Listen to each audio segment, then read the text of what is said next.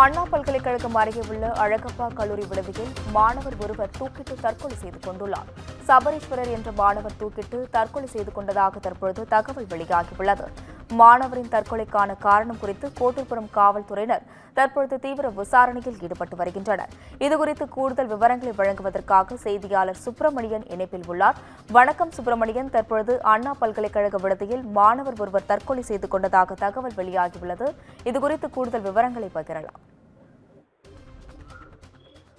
அண்ணா பல்கலைக்கழக வளாகத்தில் செயல்பட்டு வரக்கூடிய ஏசிடி விடுதியில் மாணவர் ஒருவர் தூக்கிட்டு தற்கொலை செய்து கொண்ட சம்பவம் அதிர்ச்சியை ஏற்படுத்தி இருக்கிறது. அவரது பெயர் சபரீஸ்வரன், 18 வயது ஆகிறது.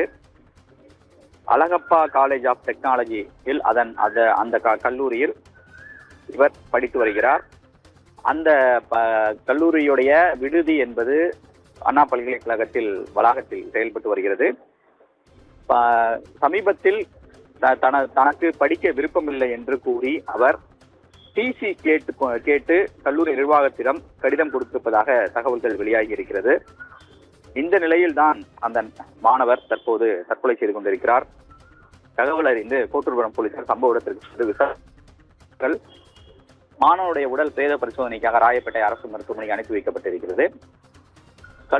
விடுதியில் தங்கியிருக்கக்கூடிய மாணவர்கள் கல்லூரிக்கு சென்ற பிறகு இந்த சம்பவம் என்பது நிகழ்ந்திருப்பதாக காவல்துறை தரப்பில் சொல்லப்பட்டிருக்கிறது. திரும்பி வந்த மாணவர்கள் தங்களுடைய அறைக்கு வந்து பார்க்கும்போதுதான் மாணவர் தூக்கிட்டு தற்கொலை செய்து கொண்டிருப்பது தெரிய வந்திருக்கிறது. கதவை உடைத்து மாணவருடைய உடல் மீட்கப்பட்டதாக காவல்துறை தரப்பில் சொல்லப்படுகிறது.